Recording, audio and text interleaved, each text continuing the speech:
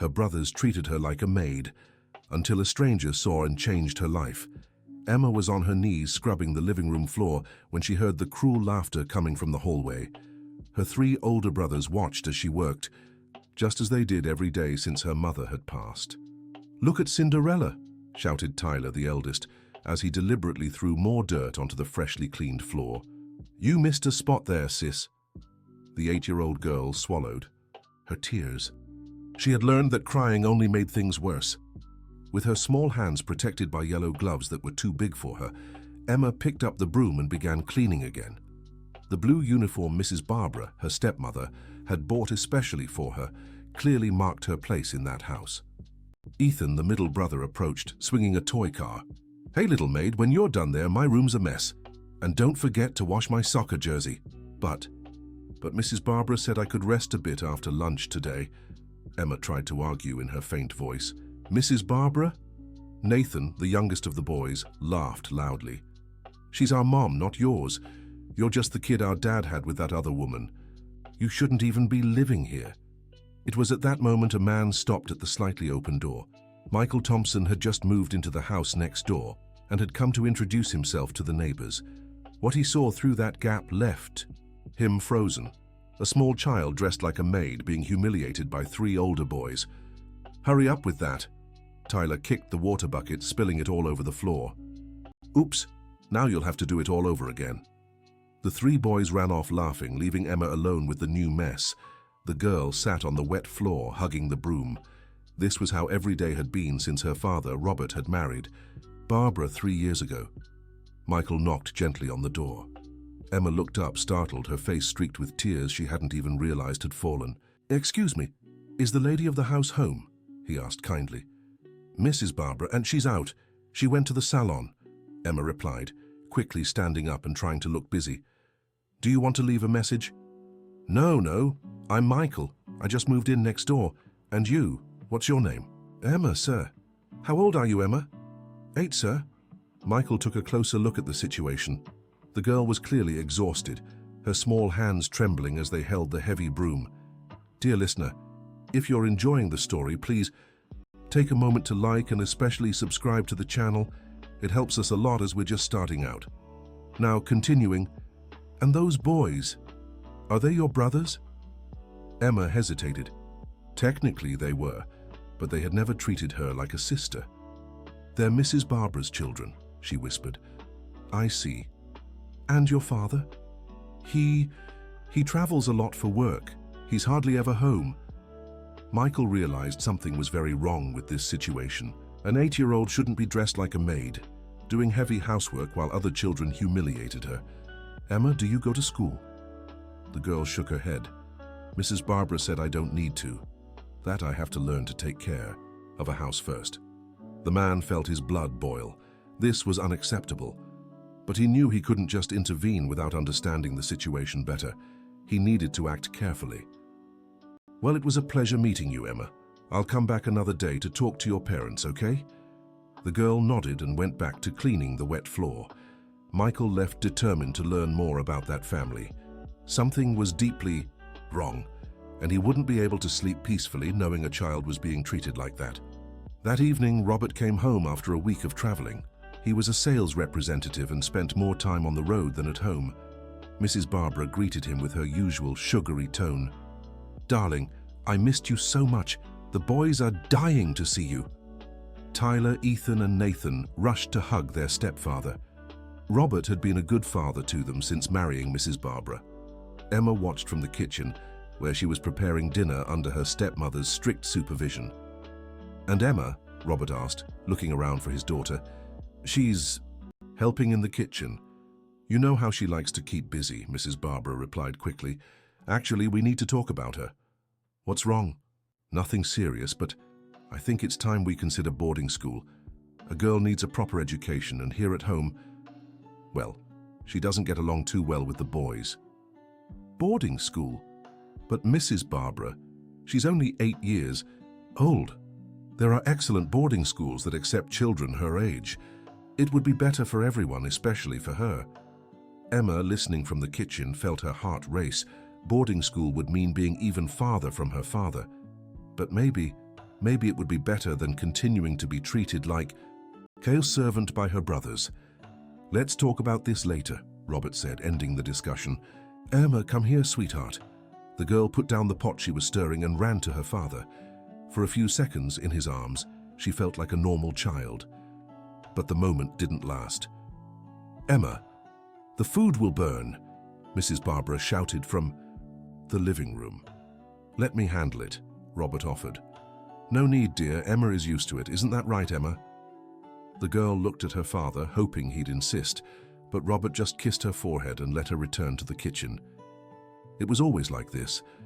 Mrs. Barbara had a subtle way of making everything seem normal, as if Emma enjoyed helping, as if it were natural for an 8-year-old girl to take care of the entire house. The next day, Michael Thompson discreetly observed the routine of the neighboring household. At 6 in the morning, he saw Emma sweeping the sidewalk. By 7, she was hanging clothes on the line. At 8, when the boys woke up, she had already prepared breakfast. He decided it was time for a second visit. This time, he rang the doorbell when he saw Robert's car in the driveway. "Good morning, I'm Michael Thompson, your new neighbor." Robert greeted him warmly. He was a tired-looking man with deep bags under his eyes and a smile that didn't reach them. "Pleasure to meet you. Please come in. Mrs. Barbara, we have company."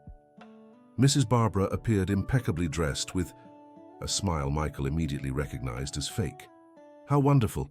A new neighbor. Welcome, Emma. Bring some coffee for our guest."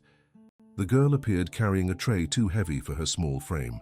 Michael stood to help her, but Mrs. Barbara was faster. "Don't trouble yourself, Mr. Thompson. She needs to learn to manage on her own. It's not good to spoil children too much." "Of course," Michael replied, but he didn't miss the pleading look Emma gave him. During the conversation, he carefully probed the situation. "So, how many children do you have?" "4, Robert answered. "The 3 boys are Mrs. Barbara's, and Emma is my daughter from my first marriage." "How old are they?" "Tyler is 12, Ethan is 11, Nathan is 10, and Emma is 8. "And do they all study nearby?" "The boys do, at St. Patrick's Academy," Mrs. Barbara quickly replied. "Emma, well, we're still figuring out the best option for her." "She doesn't go to school?" Michael feigned surprise. "It's just complicated," Mrs. Barbara began. "The girl has some difficulties. We prefer homeschooling her for now." "Difficulties?" "Adjustment issues," Robert explained, looking uncomfortable. "Ever since her mother, well, she's become more withdrawn." Michael noticed how Mrs. Barbara shot a warning glance at her husband. There was definitely something they didn't want to reveal. "I see.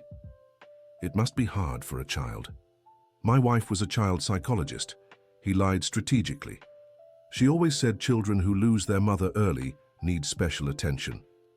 "Emma gets all the attention she needs," Mrs. Barbara cut in. "Right, Robert. Of course, at Tiwa." That moment, they heard a crash from the kitchen followed by muffled crying. "Excuse me." Mrs. Barbara stood up angrily. Michael and Robert fell silent, but could hear Mrs. Barbara's raised voice from the kitchen. "You clumsy girl, look what you've done. That was my mother's porcelain." "I'm sorry, Mrs. Barbara. It was an accident. Tyler pushed me when I walked by." "Don't you dare lie. Tyler was in the living room the whole time, but he was in the kitchen. He said he wanted juice and—" The sound of a slap echoed through the house. Michael stood up immediately, but Robert grabbed his arm. "Better not interfere. Barbara knows how to handle Emma." "Handle?" "Robert, she hit the girl. It was just a little slap. Emma can be stubborn sometimes. Barbara's right. She makes up stories." Michael couldn't believe what he was hearing. Her own father defending the abuse. Mrs. Barbara returned to the living room, smoothing her hair. "Sorry about that scene." Emma dropped a piece of family heirloom porcelain. "Kids, right? So careless." "Accidents happen," Michael said coldly. "Not when you're careful."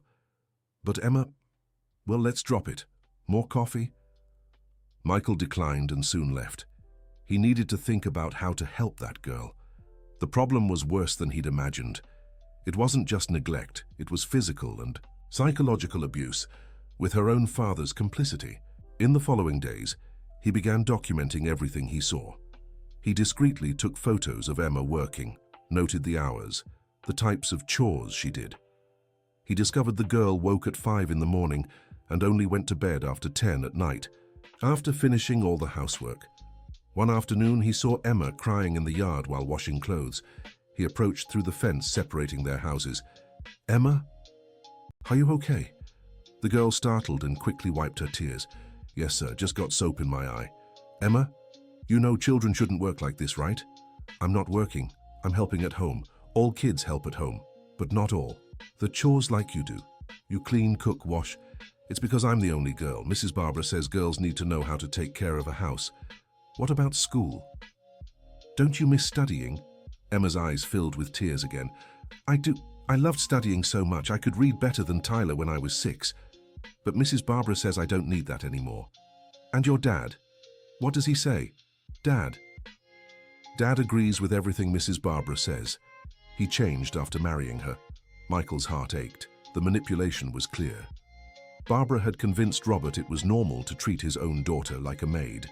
"Emma, if you could make one wish, any wish, what would it be?" The girl thought for a moment, her eyes shining with long-forgotten hope. "I'd want to go back to school, and I'd want my brothers to treat me like a real sister. They've never treated you well?" At first they tried, but Mrs. Barbara always told them I was different, that I wasn't her child, that my place in the house wasn't the same. Little by little, they started being mean. Now they hate me. As if he'd heard his name, Tyler appeared in the yard. "Talking to strangers, Emma. I'm telling Mama, Tyler, please." "Shut up, Maid. Sir, you shouldn't talk to her. She lies all the time." "Lies about what?" Michael asked calmly. "About everything. Says we mistreat her, that my mom's mean. All lies. She's just lazy and doesn't like helping at home." "I see. And tell me, Tyler, what do you do to help out at home?" The boy seemed surprised by the question. "Me? I study. I have to get good grades." "Just that?" "It's not just that. Studying is important." "I agree. That's why Emma should also be studying, don't you think?" Tyler was speechless for a moment, then his face twisted in anger. "She's different. My mom said she doesn't need to study because she's just going to be a maid when she grows up. It's in her blood, you know. Her mother was poor." Michael had to restrain himself from jumping the fence and teaching that rude boy a lesson. Instead, he smiled coldly. "You know, Tyler, one day you'll understand that a person's worth isn't in their blood or money. It's in their character. And from what I see, Emma has far more character than you." "I'm telling my mom you're bothering us." Tyler ran off. "Now I'm really in trouble," Emma murmured. "Mrs. Barbara doesn't like me talking to anyone." "Let me handle this. Emma, hang in there. I'll find a way to help you." But Michael underestimated Barbara. That very night, she and Robert knocked on his door. "Mr. Michael, we need to talk," Barbara began with her fake smile. "My son told me you've been asking inappropriate questions to our maid." "Maid? I thought Emma was Robert's daughter." "She is," Robert said quickly. Barbara misspoke. "No. Dear Mr. Michael needs to understand the situation. Emma is his daughter, yes, but in practice, well, she needs to learn her place in the world. Her mother was a simple woman, uneducated. The girl takes after her. That's outrageous." Michael couldn't hold back. "Emma is a bright child being denied an education." "You don't know the whole situation," Barbara continued calmly. "The girl has problems, compulsive lying, chronic, laziness, violent tendencies." "Violent, that sweet child? She's good at pretending. She's hurt my children several times. That's why we keep her busy, to channel that negative energy."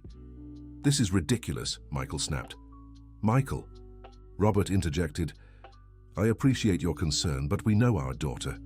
Barbara has been a saint for taking her in. Many stepmothers wouldn't do half as much. Taking her in, it's your obligation to care for her." "Mr. Michael," Barbara stood up, "let me be clear. If you keep meddling in our family, I'll have to take legal action. We have witnesses to Emma's problematic behavior. We don't want trouble, but we'll protect our family." "Are you threatening me?" "I'm being practical. Emma is well cared for. She eats, has a place to sleep, clothes. More than many kids out there. If you truly care about her, you'll leave her alone." After the couple left, Michael was deep in thought. The veiled threat was clear. They had their 3 boys who would certainly lie about Emma. They had social standing, money. And him? He was a single man, new to the neighborhood, interfering in a family's life. He knew how that looked, but he couldn't give up. Emma needed help. The next day, he decided to dig into the family's background. He learned Robert was indeed a successful sales representative. Barbara came from a traditional family. Her father was a well-known lawyer in town. Robert's first wife, Emma's mother, had died in a car accident when the girl was 5. She'd been a public school teacher, humble but beloved by her students. Michael began to understand the prejudice. Barbara saw Emma as a living reminder that Robert had once loved another, a woman beneath her in her eyes. The girl was paying for the sin of existing. A week later, Michael had an idea. If he couldn't confront the family directly, maybe there was another way. He remembered he had a cousin, Samantha, who was a social worker.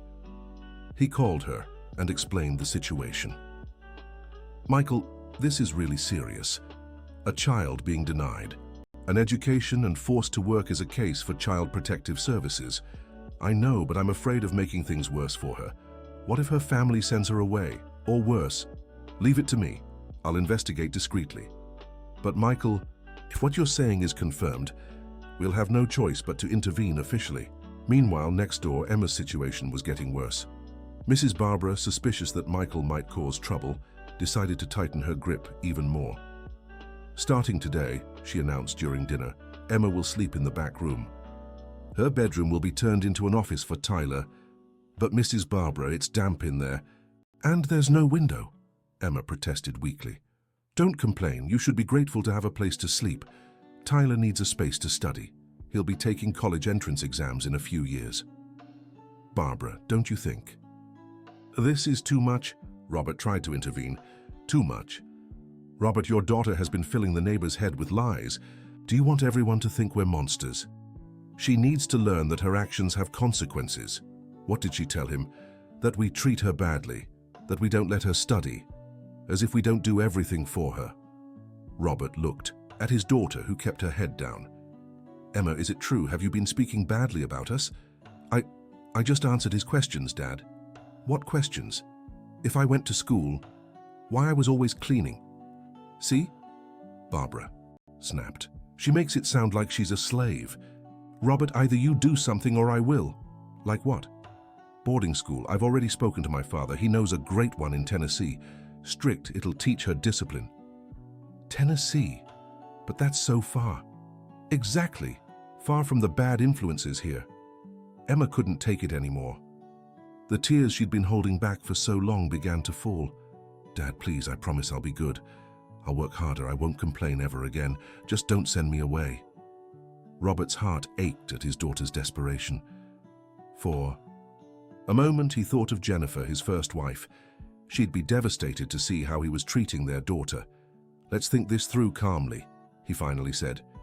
"It doesn't have to be now." "1 week," Barbara declared. "We'll give her 1 week to show improvement. Otherwise, boarding school." That night, Emma cried herself to sleep in her new room, a damp cubbyhole that used to store tools. There was no bed, just an old mattress on the floor. The walls were moldy and the air was stifling. On the other side of the wall, Michael also couldn't sleep. He'd overheard part of the argument and his heart was broken. He needed to act fast. The next day, Samantha came to visit him as planned. She was a 40-year-old woman with a firm but gentle demeanor. "I need to see the girl," she said after Michael filled her in on the latest events. "How? They've forbidden me from going near her." "I'll introduce myself as your cousin visiting from out of town. Just a normal social call. Let's see what I can observe." They went to the neighboring house together. Mrs. Barbara greeted them with poorly disguised suspicion. "Cousin? What a coincidence that you'd have a cousin visiting right now." "Samantha lives in Chicago," Michael explained. "She's here for a few days." "Pleasure." Samantha extended her hand. "Michael told me you have children. I adore kids." During the visit, Samantha observed everything with trained eyes. She noticed how Emma served everyone but wasn't allowed to sit, how the boys treated her with disdain, how her small hands trembled from exhaustion. "What a lovely girl," she commented when Emma brought more coffee. "What's your name?" "Emma, Mum." "How old are you?" Before Emma could answer, Mrs. Barbara cut in. 8 years old. Emma, go check if lunch isn't burning." "She cooks?" Samantha feigned admiration. "How skilled for her age." "Some children are born with a natural talent for housework," Mrs. Barbara replied. "And school? It must be hard to balance." "Emma studies at home, an alternative education method." "Interesting. May I see the teaching materials?" "I work in education and would love to learn about the method." Mrs. Barbara turned pale. "Oh, it's all put away. We're on break right now." "Break? But it's May." "A break from our personal schedule. Every family has their own rhythm, right?"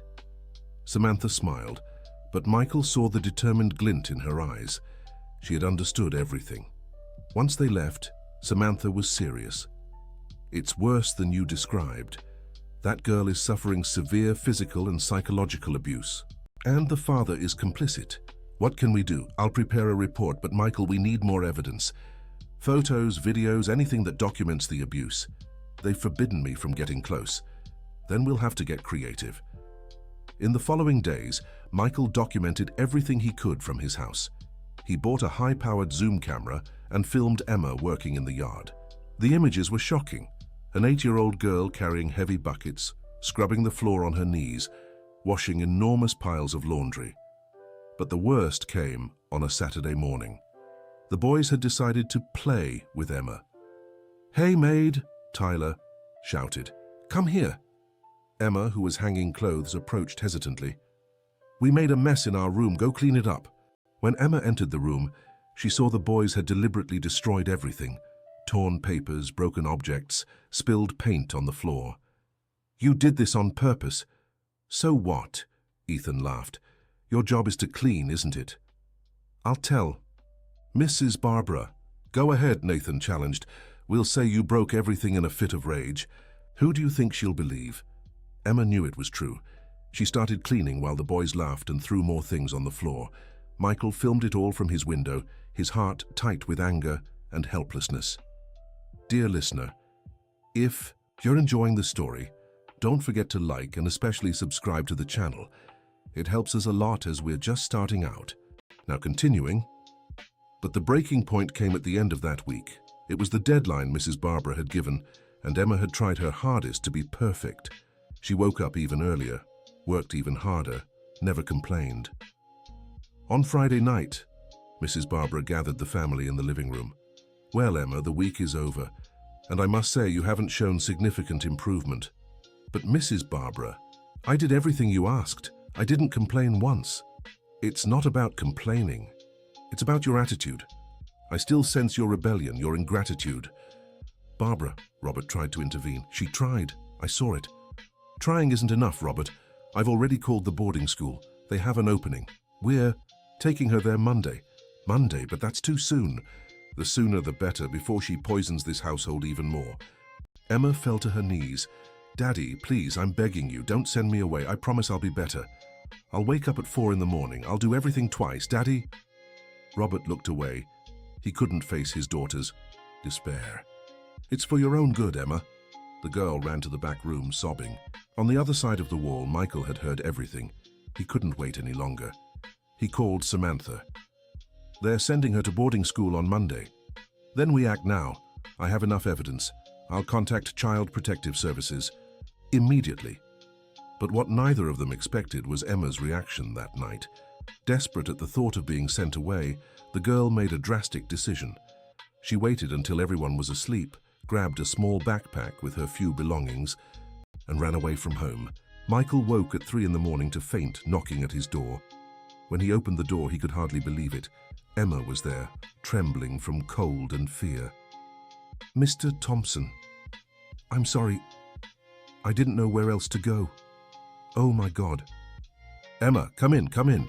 He wrapped her in a blanket and made her some hot chocolate. The girl was shaking so much she could barely hold the cup. "They're going to send me away to a boarding school in Tennessee. I'll never see my dad again." "Calm down, Emma. You're safe now." "No, I'm not. When they find out, okay."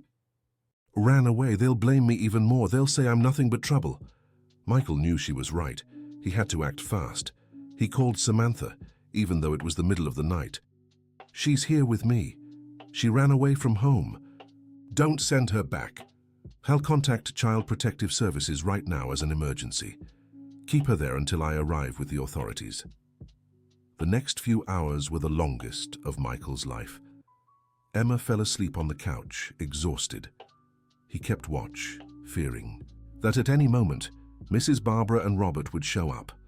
At 7 in the morning, they came. Mrs. Barbara pounded on the door furiously. We know she's in there. Open up right now or I'll call the police. Michael opened the door but didn't let them in. Emma is under my protection until the authorities arrive. Authorities? You kidnapped our daughter.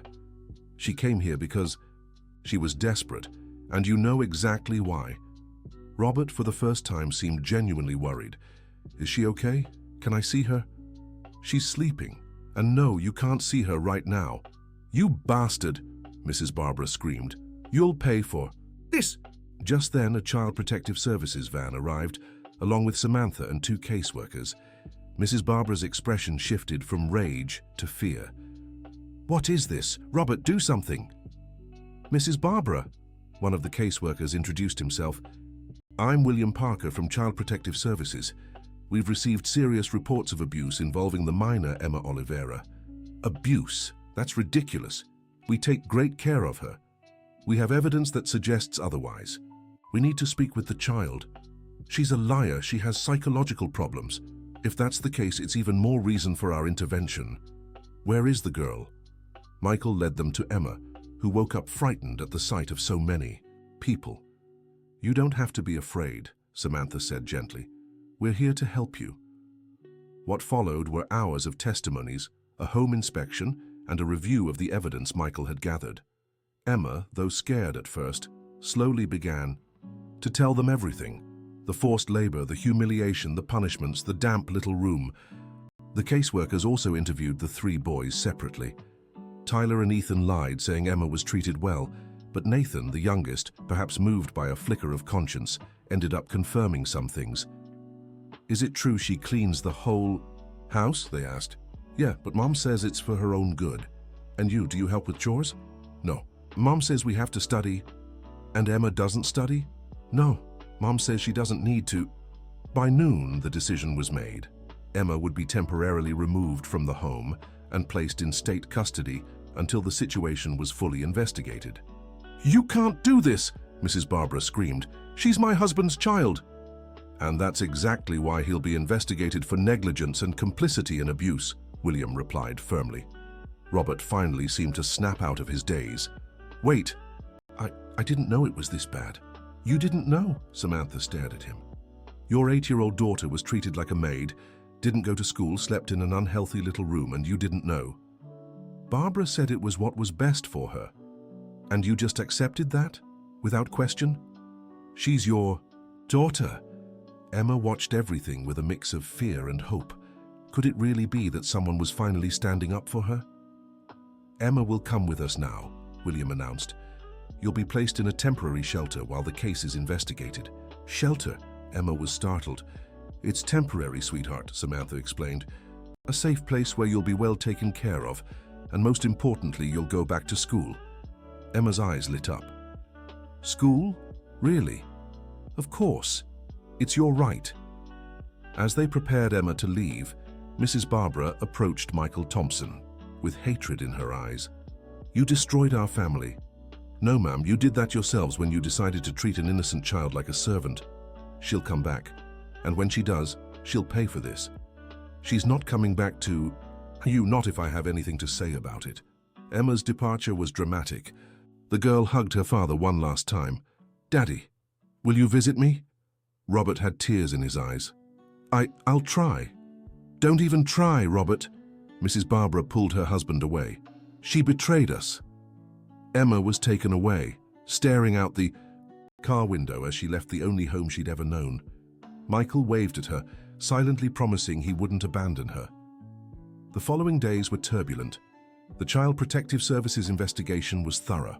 They discovered Emma had never been enrolled in school after her mother's death, had no medical records for 3 years, and had no school supplies or toys in the house. Neighbors were interviewed, and many confirmed seeing the girl always working. The cleaning lady who had worked in the house before Emma took over the chores testified about the mistreatment. Mrs. Barbara said it was to strengthen her character, that a poor girl had to learn to work early. At the shelter, Emma initially struggled. She wasn't used to being treated like a child. She tried to clean everything, serve the other kids, and woke up at dawn out of habit. "Emma, you don't have to work here," the coordinator, Rebecca, patiently explained. "You need to play, study, be a child. But if I don't work, they'll send me away." "No one will send you away. You're safe here." Michael visited whenever he was allowed. He brought books, school supplies, and most importantly, the affection and attention she had never received. "Do you know how to read, Emma?" "Yes. Mommy taught me before she went to heaven." "How about we read together?" Little by little, Emma rediscovered her childhood. She made friends at the shelter, returned to school eagerly as if trying to make up for all the lost time. The teachers were impressed by her intelligence and dedication. Meanwhile, the legal process continued. Mrs. Barbara hired the best lawyers courtesy of her influential father. They claimed Emma had behavioral issues, that it was all exaggerated, that she manipulated people. But the evidence was overwhelming. Michael's videos clearly showed the abuse. Emma's physical condition when rescued, calloused hands, marks from cleaning products, chronic exhaustion, spoke for itself. The hardest part was dealing with Robert. The man seemed genuinely remorseful, but also deeply manipulated by Mrs. Barbara. "She convinced me it was for the best," he said during one testimony. That Emma needed to learn discipline, that her mother had spoiled her too much.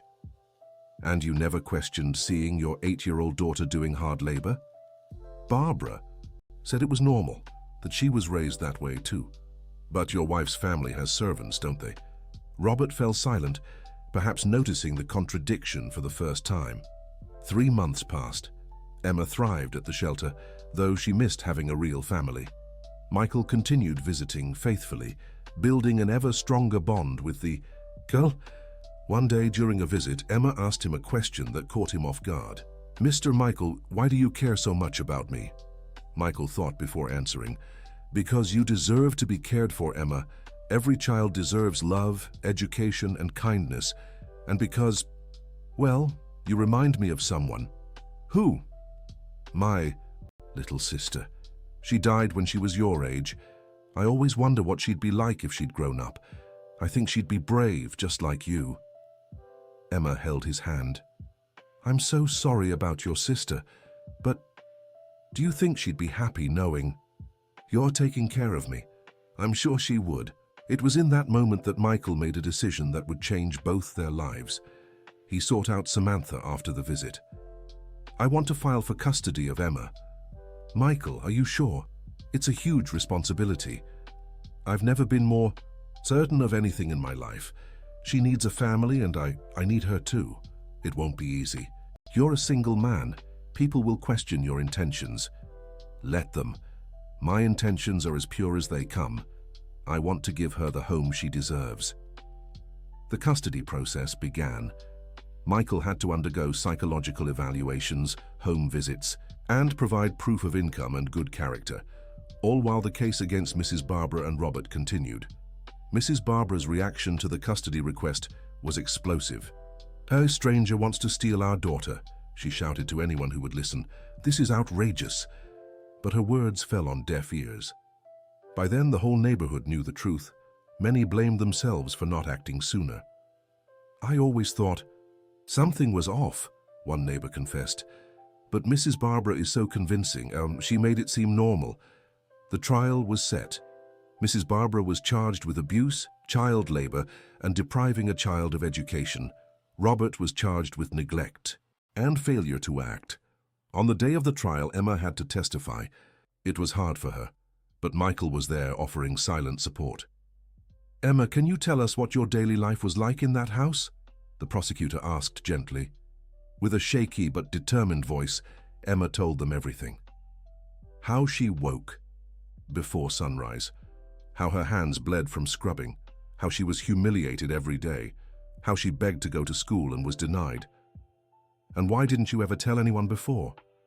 Because Mrs. Barbara said no one would believe me. That they'd send me somewhere even worse, and I believed her. When Mrs. Barbara had her chance to speak, she kept up her victim act. All I did was try to raise a difficult child. Emma's been troubled ever since her mother died. She was violent with my kids. Do you have proof of that? The judge asked. Well, no, but because we have video evidence of your children abusing Emma, not the other way around. The footage of the boys destroying the room and blaming Emma was shown. Mrs. Barbara's face went pale. Tyler was called to testify. Confronted with the consequences of his actions, the boy tried to lie again. But when shown the video, he had no choice but to admit the truth. My mom said it was okay to treat her like that she was different. From us? Different how? That she was beneath us, poor people's kid, that her place was to serve. The courtroom fell dead silent. Even Mrs. Barbara's lawyer looked ashamed. When Robert testified, he was broken. I failed my daughter.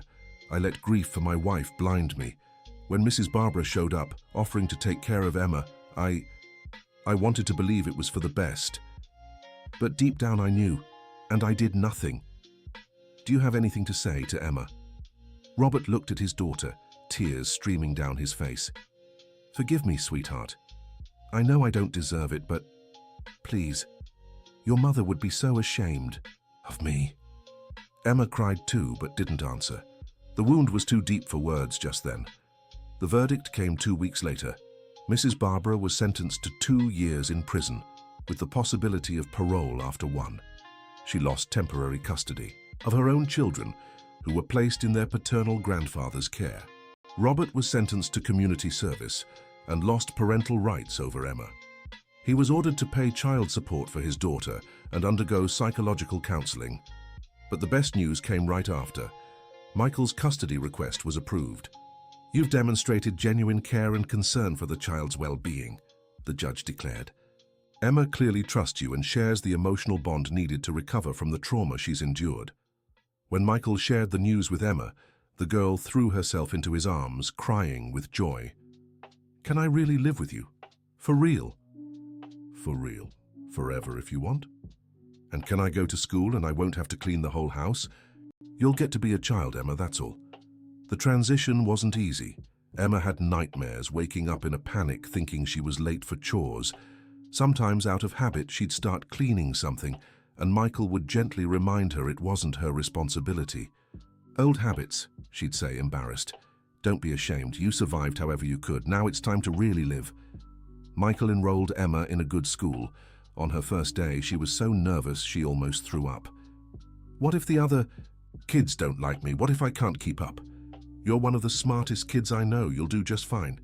And she did, better than fine. Within months, Emma was among the top students in her class. She made friends, discovered a love for science and math, and joined the book club. At parent-teacher meetings, the teachers had nothing but praise. Emma is exceptional. She has a thirst for knowledge we rarely see. And she's so kind to her classmates. Michael smiled with pride. The girl who'd been treated as a servant months ago was now blossoming into the bright child she'd always been. A year passed. Emma was unrecognizable. She'd grown a few inches. Her eyes sparkled with joy instead of fear, and her hands no longer had calluses. She was a normal, happy, loved little girl. One Sunday afternoon, while having a picnic in the park, Emma asked a question. Uncle Michael, can I call you Dad? Michael nearly choked on his juice. Why, what? It's just, you're more of a dad to me than my real father ever was. But if you don't want... Emma, he interrupted, emotional. It'd be the greatest honor of my life. So can I. Of course you can, sweetheart. They hugged, both crying. A few people in the park glanced curiously, but they didn't care. In that moment, they were just father and daughter, bound not by blood, but by something far stronger, real love. But the story wasn't over yet. Mrs. Barbara, after serving part of her sentence, was released on parole. The first thing she did was stir up trouble. She showed up at Emma's school, demanding to see her. The administration, already briefed, On the situation refused. She's still my stepdaughter, I have rights. You have no rights. There's a restraining order. Furious, Mrs. Barbara began spreading lies around the neighborhood. She claimed Michael had ulterior motives with Emma, that it was all a scheme to get Robert's inheritance. What inheritance? Michael laughed. When he heard, Robert barely pays child support on time. But some neighbors, always eager for gossip, started looking at them differently. Emma noticed. Dad, why did the lady at the bakery give me a weird look today? Michael decided to be honest. Mrs. Barbara is spreading lies about us, but don't worry. The truth always wins. Does she still hate me? She hates herself, sweetheart, and takes it out on others. This isn't about you. But Mrs. Barbara didn't give up. She hired a lawyer and tried to overturn the custody decision, claiming Michael wasn't morally fit to raise a girl. A single man with a young girl? It's inappropriate. The new legal battle was exhausting. Michael had to prove his integrity all over again. Emma was interviewed by psychologists who confirmed her well-being and happiness. Emma shows healthy development in all areas. Her bond with her guardian is strong and positive. There are no signs of abuse or neglect. During the process, something unexpected happened. Robert showed up to testify in favor of Michael. Why are you doing this? Michael asked, surprised. Because it's the right thing. You did for my daughter what I should have done. She's happy with you. That's all that matters.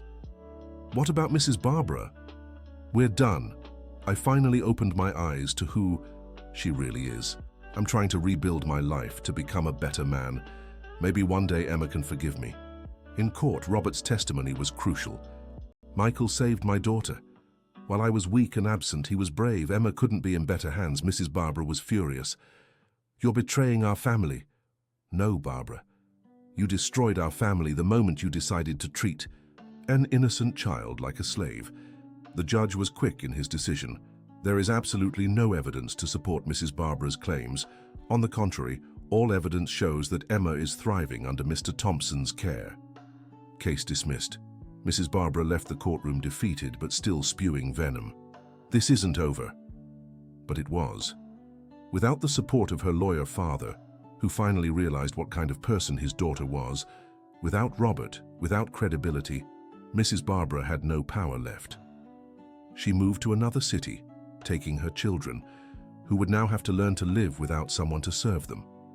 Emma and Michael's life settled into a happy routine. Study sessions in the afternoons, weekends at the park, beach vacations. Emma discovered she loved swimming, and Michael enrolled her in lessons. You know, she said one day while they were eating pizza, something she was never allowed in her old home. Sometimes I think everything happened for a reason. How so? If I hadn't gone through all that, I never would have met you. I never would have known what it's like to have a real dad. Emma, I mean it. With my biological father, even before Barbara, he was never really around. Always traveling, always busy. But you chose to be with me. That means so much more. Michael wiped away a stubborn tear. I'm the one who's grateful, sweetheart. You gave. My life, meaning. 2 years later, on a Christmas morning, Emma woke Michael by jumping on his bed. Dad, wake up, there's a letter under the tree. A letter? From who? I don't know. It's addressed to me. It was from Robert. After 2 years of therapy and reflection, he wrote asking for forgiveness once more and wondering if he could see Emma, even if just for a few minutes. What do you want to do? Michael asked. It's your decision. Emma thought for a long time. I think I can see him, but will you come with me? Of course. They met at the park, neutral ground. Robert was unrecognizable, thinner, older, but with kinder eyes. Emma, you look beautiful, all grown up. Hi, Dad Robert. The man noticed the distinction. She called Michael Dad and him Dad Robert. It was fair. I don't expect you to forgive me. I just wanted you to know I'm in therapy now. I understand how awful I was. Your mother, Jennifer, she appears in my dreams, always disappointed. Mum was good, Emma said simply. The best. And you're just like her. Strong, kind, smart. I just couldn't see it. They talked for an hour. Robert shared that he now worked with child protection NGOs, trying to make up for his mistakes by helping other kids. "It's too late for us," he said, "but maybe I can make a difference for others." When they said goodbye, Emma hugged him briefly. "I forgive you, Dad, Robert. I don't forget, but I forgive. It's more than I deserve, thank you." On their way home, Michael asked, "How do you feel?" "Light," Emma replied. "Like I've let go of a weight I didn't even know I was carrying." "You were very brave." "I learned from the best." She winked at him. Life went on. Emma graduated from middle school with honors. She joined the school swim team, made lots of friends, dated, much to Michael's protective dismay. Inspired to help children like herself, she chose to study law. On her college graduation day, Michael cried like a baby. "Dad, you're embarrassing." "Me," she laughed, though her own eyes were teary. "Let me be emotional. My daughter's a lawyer." At the graduation ceremony, Emma was chosen as the class speaker. "Many years ago, I was a hopeless little girl, treated as less than nothing, deprived of education, love, and dignity. Today, I stand here, graduated from one of the best universities in the country. This was only possible because someone saw my worth when I couldn't see it myself. Someone fought for me when I had no strength left to fight." "Dad," she looked straight at Michael, "this diploma is ours. Thank you for never giving up on me." The audience erupted in applause. Michael couldn't stop crying. That little girl he'd found being humiliated and exploited was now a strong, independent woman, ready to make a difference in the world. After graduation, Emma opened a law practice specializing in children's rights. She worked with child protective services, helping kids in situations like the one she'd lived through. One day, she took on a case that deeply affected her. A 10-year-old boy, Jack, was being forced by his aunt and uncle to work in an auto repair shop. The story was painfully familiar. "No one believes me," the boy sobbed in her office. "They say I'm lying, that my aunt and uncle are good people." "I believe you," Emma said firmly, "and I'll fight for you like someone once fought for me." And she did. With the same determination Michael had shown years before, Emma gathered evidence, alerted authorities, and didn't rest until Jack was safe. When the boy was removed from his relative's home and placed under protection, he hugged Emma, crying. "Thank you, ma'am, you saved my life. It wasn't just me, it was a chain of kindness that started long ago." Michael, now grey-haired but still full of energy, helped Emma at her office whenever he could. Father and daughter, bound by a tie, stronger than blood, devoted their lives to ensuring no child would endure what Emma had. One quiet afternoon, as they sorted through case files, Emma paused and looked at Michael. "You know, Dad, sometimes I think about that 8-year-old girl dressed like a maid, believing she was worthless. If I could talk to her now, what would you say? That she should hold on. That a stranger at the door will change everything. That she'll be loved. She'll get an education. She'll be happy. That suffering doesn't last forever. She'd be proud of who you've become. I hope so, but you know what? I think she always knew she deserved more. That's why she never completely gave up. There was always that tiny flame of hope. And that's the flame I saw that day. It was impossible to ignore." They smiled, remembering the journey, from an exploited girl to a children's rights lawyer, from a lonely man to a devoted father, from strangers to family. That night, Emma got an unexpected call. It was Tyler, her older half-brother. "Emma? It's me, Tyler." She tensed. She hadn't spoken to her siblings in years. "What do you want?" I wanted to apologize. I know it's late, but I grew up. I understood what we did. It was awful." "Why now?" "Because I have a daughter. She's 3. And when I look at her, I think of you at 8 cleaning up after us. I can't imagine my little girl going through that. Emma, I'm sorry." Emma took a deep breath. Forgiveness was a process, not a moment. "I appreciate your words, Tyler. Maybe one day we can talk in person. I'd like that. And Emma, I heard you became a lawyer, that you help kids. I'm proud of you. You turned something horrible into something good. I had help. Someone who believed in me. That Michael, he's a hero. Yes, he's my hero. After hanging up, Emma told Michael about the call. "How do you feel?" "Strange, I never expected an apology from them, but it's good to know at least one of them grew and changed." "People can change, sweetheart. Not always, but sometimes." "Like my father, Robert?" "Exactly. Too late to fix the past, but in time to be better in the future." Years passed. Emma married David, a pediatrician she met through a child protection case.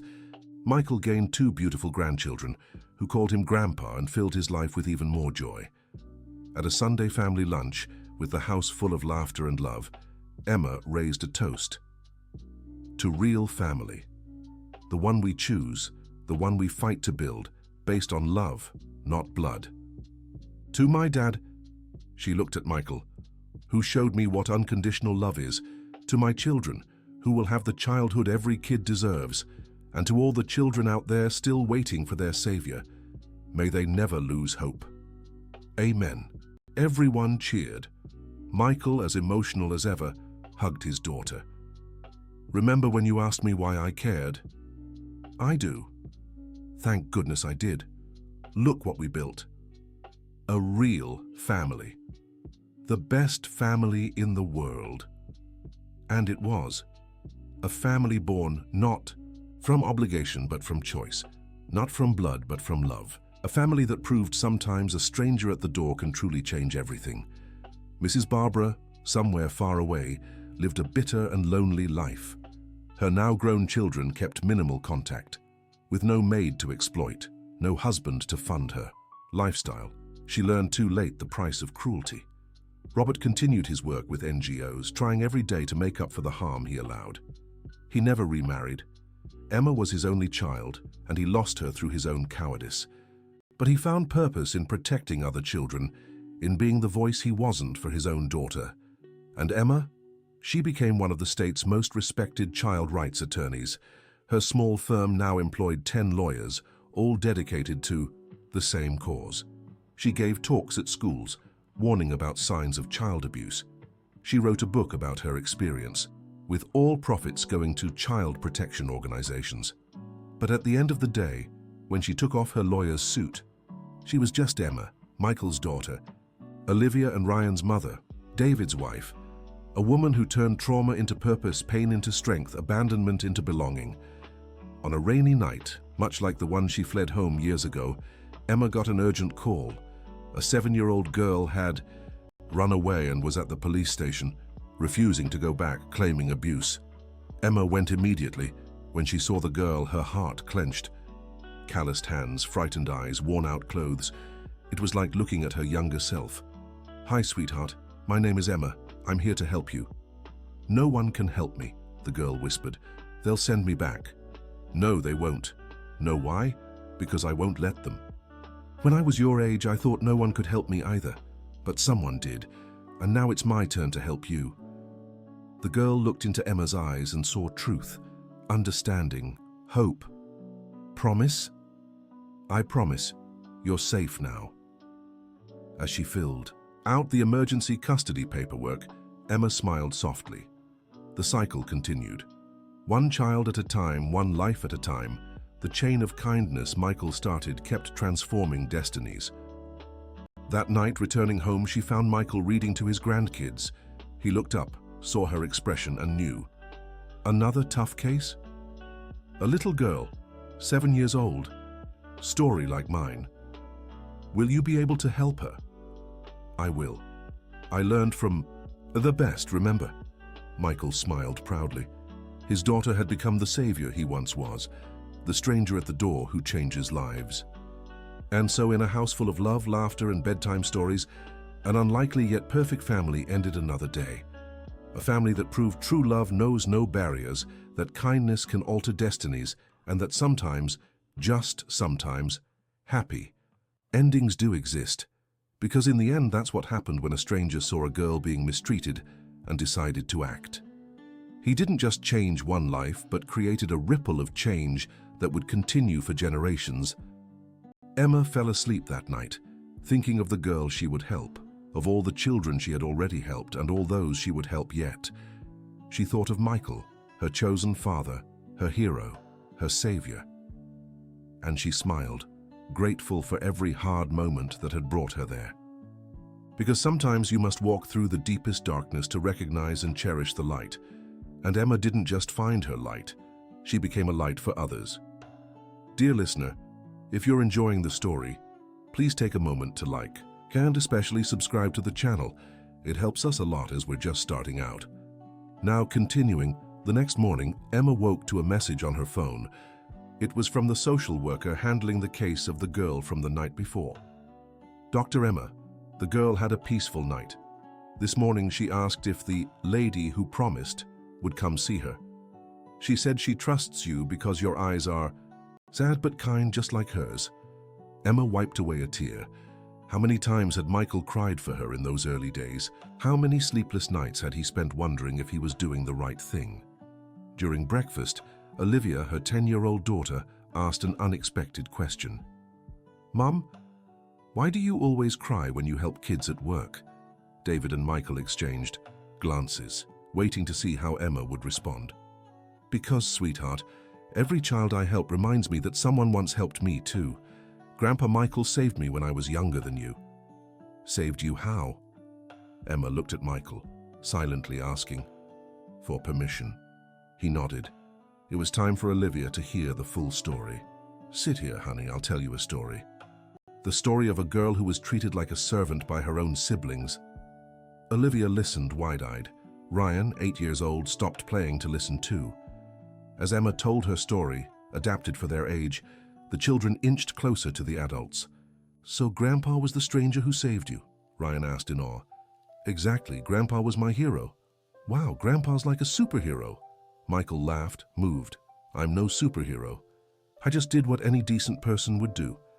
"But lots of people saw and did nothing," Olivia observed wisely for her age. "Only you acted.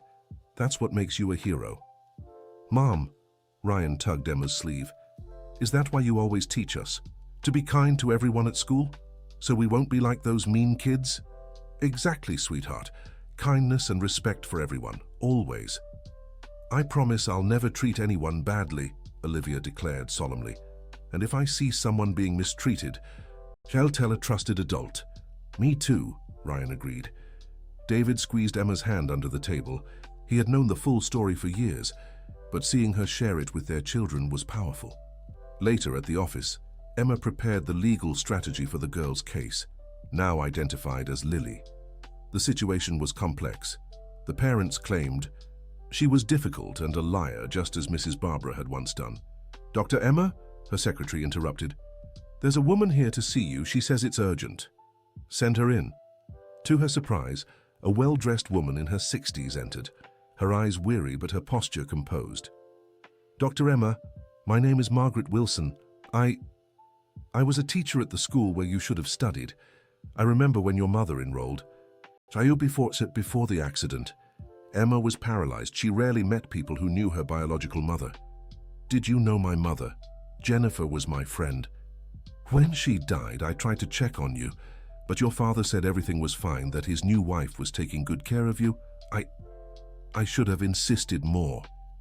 "Mrs. Margaret, no, please, let me finish.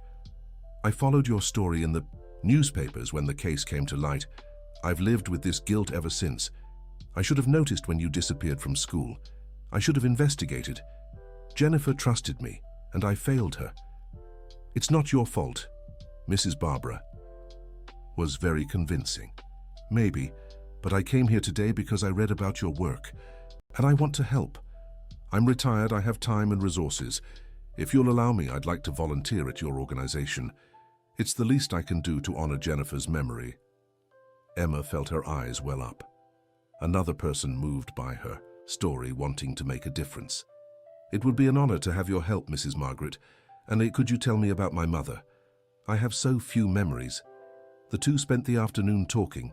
Margaret brought old photos, shared stories about Jennifer, about how she loved teaching, how she spoke of Emma with pride. She said you'd be special, that you'd change the world. It seems she was right. That night, Emma shared the photos and stories with Michael and his family. It felt like reclaiming a lost piece of herself. "Look, Grandpa," Olivia pointed to a photo. Mom looked just like Grandma Jennifer. It's true, Michael agreed, inside and out. Lily's case progressed quickly. With Emma's experience and her team's support, they gathered strong evidence of abuse. The girl was placed under protection and began receiving the psychological help she needed. On a particularly hard day, after a tense hearing where Lily's parents tried to discredit her, Emma found Michael waiting for her outside the courthouse. "Dad, what are you doing here? I thought you might need support. I remember how hard it was for me to watch your suffering being questioned. Thank you. It was really tough. Her parents, they reminded me so much of Barbara. But this time is different.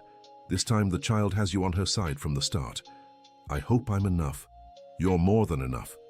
You're exactly what she needs." They walked to the car together, father and daughter united by the shared experience of fighting for a helpless child. Weeks later, victory came. Lily was permanently removed from her abusive parents and placed with an aunt who genuinely loved her. On the day of the decision, the girl ran to hug Emma. "Thank you, doctor. You kept your promise." "I always do, sweetheart. And remember, you're strong, smart, and deserve to be happy. I'm going to be a lawyer like you when I grow up. I'll help other kids." Emma smiled. The cycle continued. That weekend, the whole family gathered for Michael's 70th birthday. The house was full. Emma and her family, colleagues. From the office, families they'd helped over the years, even Tyler came with his family. During the toast, Emma asked to speak. Many years ago, a man saw a child suffering and decided to act. He didn't have to. It wasn't his responsibility. But he had something rare, the courage to do what was right. Today, we celebrate not just his 70 years, but the hundreds of lives touched by his decision that day. Dad, you didn't just save one little girl. You created a ripple of kindness that keeps growing. Happy birthday to the best father in the world. Everyone applauded. Michael, emotional as ever, hugged his daughter. "You're my greatest pride, Emma. And you'll always be my hero, Dad." The party went on late into the night. Stories were shared, laughter echoed, and the palpable love in that house was living proof that true family is built by choice, not by blood. Tyler approached Emma during the party. "Emma, I brought my daughter. Abigail, this is your Aunt Emma." The little girl, now 6 years old, looked shyly at Emma. "Hi, Auntie. Daddy said you're a hero." "I'm not a hero, sweetheart. I just do my job. Daddy also said he was mean to you when you were kids, and that he regrets it every day." Emma looked at Tyler, who lowered his head in shame. "Your daddy has changed, and that's what matters." "Can I give you a hug, Auntie?" "Of course." As she hugged her niece, Emma thought about how life takes unexpected turns. The boy who once mistreated her was now teaching his own daughter about respect and kindness. Months later, Emma received an unexpected letter. The envelope had no return address, but she recognized the handwriting immediately. It was from Mrs. Barbara. With trembling hands, she opened it. "Emma, I know I have no right to write, but I must. I'm sick. The doctors say I don't have much time. Before I go, I need to say I'm sorry. I know words can't undo what I did. I turned your childhood into hell out of pure spite and envy. Envy of your mother, who even in death had Robert's love. Envy of you, who even as a child showed a strength I never had. I followed your work from afar. Every child you save is a small redemption for me, though I know I don't deserve forgiveness. My children barely speak to me. I've reaped exactly what I sowed. I don't expect a reply. I just needed to say I recognize the harm I caused and that you've become an extraordinary woman despite me. Or perhaps because of it. You turned pain into purpose. May you keep saving children. May your family keep growing in love. May you have all the happiness I tried to steal." With eternal remorse, Barbara Emma stared at the letter for long minutes. Michael, noticing her expression, approached. "What is it, sweetheart?" She handed him the letter. Michael read it with a serious expression. "How do you feel?" "Confused. Part of me wants to feel angry. Another part feels pity." "Pity?" "Yes. She wasted her whole life on hatred and now she's dying alone. It's tragic. You're more generous than I am. I don't know if I could feel pity." It's not about her, Dad. It's about me. Holding on to bitterness would only hurt me. She has no power over me anymore. Will you reply? Emma thought for a long time. No, there's nothing to say. Forgiveness is an internal process. She'll have to make peace with her own conscience. She tucked the letter into a drawer and moved on with her life. There were children to save, a family to love, a legacy to build. Years passed. Emma became a national figure in children's rights. She wrote more books, gave lectures across the country, inspired changes in child protection laws. But she always returned home to her family, to her roots. Michael, now 80 but still sharp and active, remained her biggest supporter. One quiet afternoon, as they sipped tea on the porch, he made a confession. You know, sweetheart, I've always wondered if I did enough, if I acted fast enough, if I could have spared you some pain. Dad, you did more than enough. You did the impossible. But those months you suffered before I stepped in, they were necessary for me to become who I am. Without that experience, as painful as it was, I wouldn't have the empathy I do today. I couldn't look into the eyes of a suffering child and say, I understand, with absolute truth. You really turned lemons into lemonade. I learned. From the best. You could have just adopted me and moved on, but you didn't. You gave me the tools to turn my pain into purpose. That's wisdom. Or love. Just love. Olivia, now a 20-year-old studying psychology, joined them on the porch. Grandpa, Mom, I'm writing my thesis on childhood resilience. Can I interview you? Of course, sweetheart, Emma smiled. But get the tissues ready. Our story always brings tears. As Olivia set up the recorder, Ryan came in from medical school. The whole family together. That's rare these days. Your sister is interviewing us for her thesis. About your story? Can I stay and listen? I never get tired of hearing it. And so on that sunny afternoon, the story was told once more, but now with the perspective of time, healing, and complete victory over trauma. Grandpa, Olivia asked at the end, if you could go back in time, would you change anything? Michael thought carefully. Maybe I'd act faster, but I wouldn't. Change the outcome. Because the outcome was you, your brother, your mom becoming who she is. This whole beautiful family. Mom, what about you? I wouldn't change a thing, not even the pain. Because pain taught me compassion. Abandonment taught me to welcome others. Losing my voice taught me to speak up for those who can't. Every tear had its purpose. Ryan discreetly wiped his eyes. You inspire me every day. That's why I chose medicine. To care for kids, to spot signs others might miss. And I chose psychology to heal invisible wounds, Olivia added. Emma and Michael exchanged emotional glances. The third generation would carry on the legacy. That evening, Emma got a call. Lily, the first girl she'd helped years ago, was graduating from law school. Dr. Emma, I did it. I passed the bar exam. Lily, what wonderful news, and there's more. I got accepted to intern at your firm. If you'll have me, of course. Of course I will. It'll be an honor to have you on the team. You changed my life. Now I want to change others' lives too. After hanging up, Emma shared the news with the family. Look at this. The chain continues. Lily, who I saved when she was 7, will now help save other children. It's like throwing a stone in a lake, Michael mused. The ripples keep spreading farther and farther. And it all started with one man stopping at a door, Emma finished, holding her father's hand. Weeks later, during Lily's swearing in, as an intern, Emma gave a speech to the entire firm. Today we welcome not just an intern, but a symbol. Lily represents every child we've saved, every life we've transformed. She's living proof that our work matters, that every tough case, every tear shed, every sleepless night preparing arguments, it all serves a greater purpose. Lily, welcome to the family. The office erupted in applause. Lily, moved to tears, hugged Emma. I promise to honor everything you've taught me. You already are, sweetheart. Just by being here, you already are. Life moved forward. Emma's firm grew, becoming an international benchmark for child protection. Delegations from other countries came to learn her methods. But she never lost her personal touch, always remembering that behind every case was a frightened child in need of hope.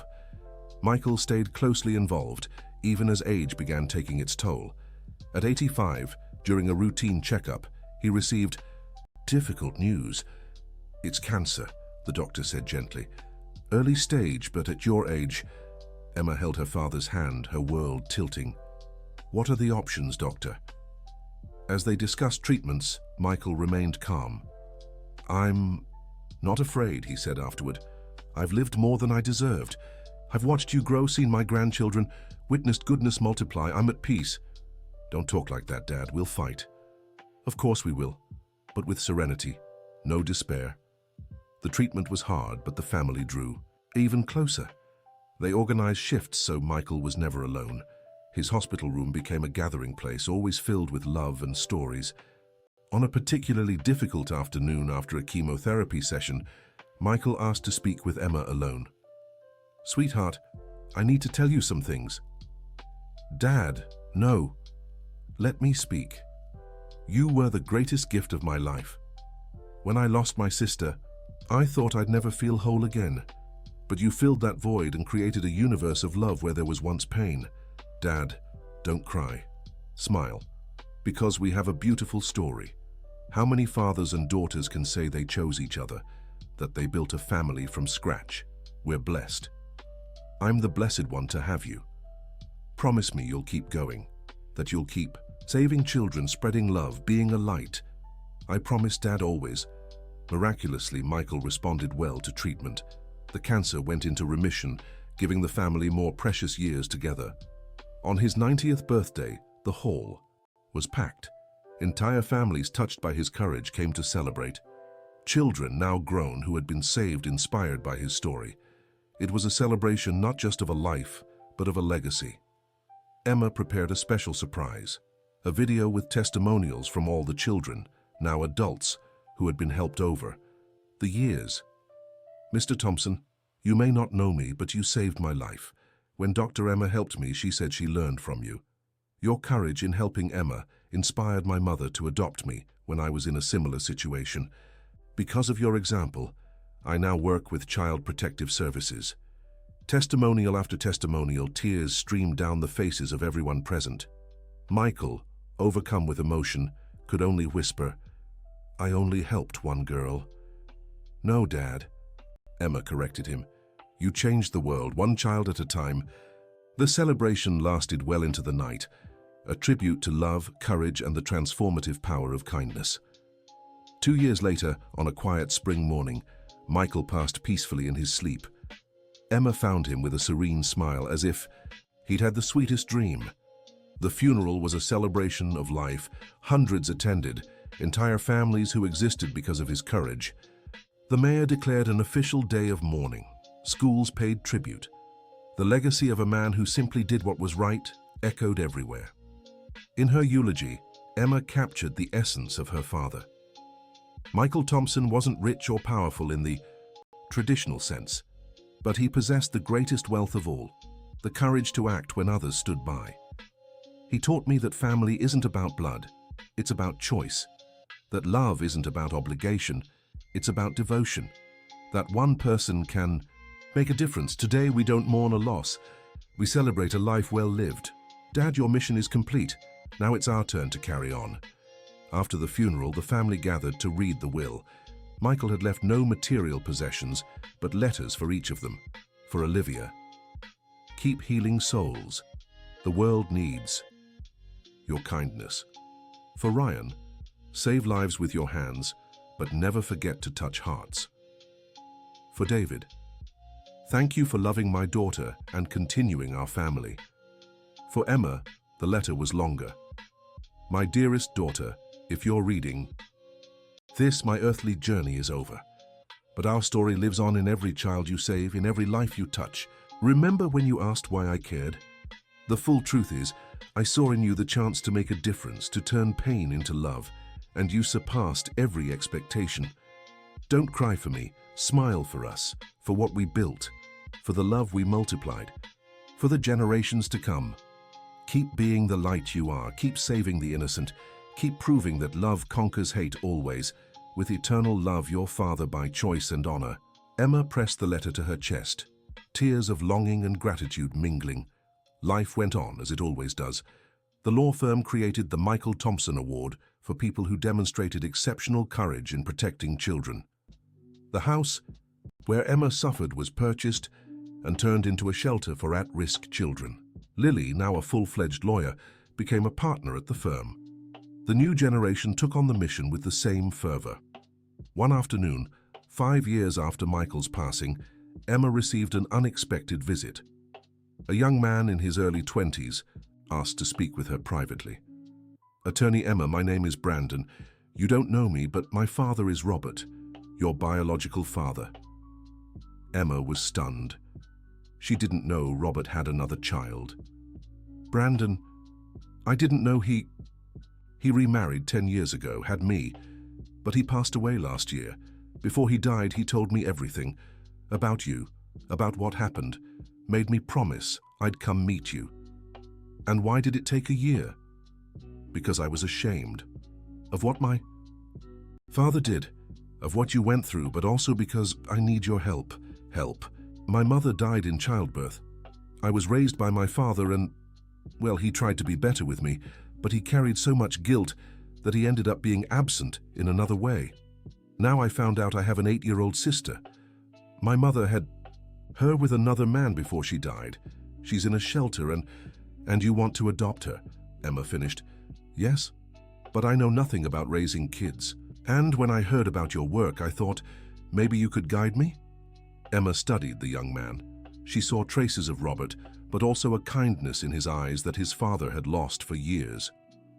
"What's her name?" "Jennifer. The shelter said she chose that name when she arrived. I don't know why."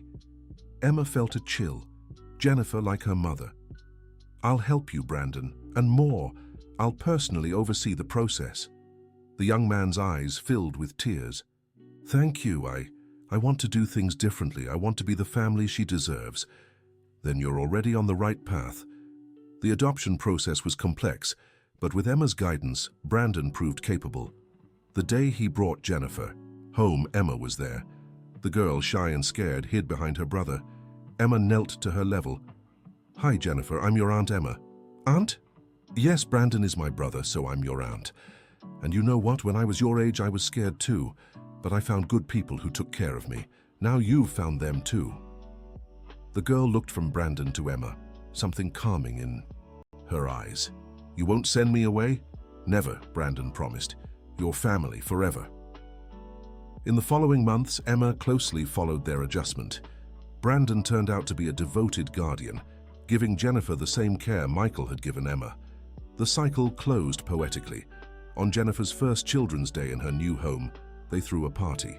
Emma brought Olivia and Ryan, who immediately embraced their cousin. The house filled with laughter, something Brandon confessed he'd never experienced as a child. "You know," he said to Emma as they watched Jennifer play, "Dad told me before he died that his biggest regret was not protecting you, that if he could go back, he'd have been the father you deserved." "Was he sick?" "Cancer, too. In his last days, he was delirious, called out for you, kept begging for forgiveness. It was hard to watch. I'm sorry you went through that. He said his suffering was nothing compared to what he caused you, and he made me swear that if I ever had kids, I'd never let them suffer like you did. And you're keeping that promise with Jennifer." "I'm trying. Every day I look at her and think, how could anyone hurt a child? How could my father let them hurt you?" Different times, different circumstances. What matters is we learned and changed. "Did you really forgive him?" Emma thought carefully. "I did. Not for what he did, but for what he became after. For the effort in helping other children, for raising you with a different awareness. Forgiveness doesn't erase the past, but it frees the future." Jennifer ran up to them, her face flushed. "From playing. Uncle Brandon, Aunt Emma, come play with us." And they went, leaving the shadows of the past where they belonged and embracing the light of the present. The years kept passing. Emma retired from active law practice, but continued as a consultant. Olivia became a renowned psychologist, specializing in childhood trauma. Ryan became a pediatrician and could spot signs of abuse that other doctors overlooked. Lily took over the firm's leadership with the same passion. At an event celebrating the 30th anniversary of Emma's rescue, the municipal theatre was packed. Authorities, families they'd helped, professionals in the field all gathered to celebrate not just a date but a movement. Emma, now with white hair but eyes still determined, took the stage. 30 years ago, a man saw a child suffering and decided to act. That act of courage created a ripple that continues to this day. But I want you to know, none of us is special. Michael wasn't special, I'm not special. What sets us apart is choice. The choice not to look away, not to accept the unacceptable, to act when it would be easier to ignore. She paused, scanning the audience. Every person here can be the Michael in a child's life. You don't have to adopt. You don't have to be a lawyer. You just have to speak up. You just have to care. You just have to act. Because as long as there are brave adults, no child will ever be completely helpless. The theatre erupted in applause. The audience rose to their feet, celebrating not just the words but the living proof of how one saved life can save thousands more. After the event, Emma walked through the lobby when an elderly woman approached her. "Dr. Emma, I don't know if you remember me." Emma looked closely and recognized her, the old neighbor who sometimes saw her suffering but never acted. "Mrs. Margaret, I need to ask for forgiveness. I saw you working, saw how you were treated, and I did nothing. My cowardice haunts me to this day. Mrs. Please, after your case came to light, I promised myself I'd never turn a blind eye again. Over the last 20 years, I've reported 17 cases of abuse, helped save 17 children. But nothing erases my failure with you."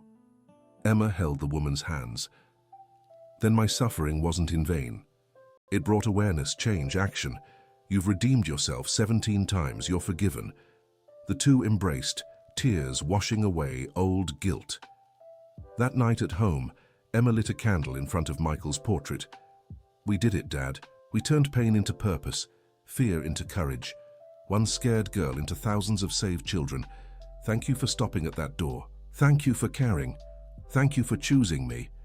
The candle flame flickered softly as if answering, and Emma smiled, knowing that as long as there were children in need, there would be brave adults to save them. The legacy would continue. Because, in the end, that's what it was all about. How one act of kindness can echo through generations. How choosing love over indifference changes destinies. How sometimes all it takes is someone to stop, look, and say, "I care." Emma went to sleep that night with a light heart. Tomorrow there would be new cases, new children needing help, new battles to fight. But today, just for today, she allowed herself to feel proud of how far she'd come. From a servant girl to a savior of children. From a victim to a protector. From abandoned to deeply loved. All because a stranger saw, cared, and acted. Sometimes that's all it takes to change the world. End of story. Now tell me, do you think Michael made the right choice by stepping into Emma's life? What would have happened if he had simply ignored it? Leave your thoughts in the comments. We love knowing where you're watching from. If this inspiring story touched your heart, don't forget to like and subscribe for more heartfelt tales.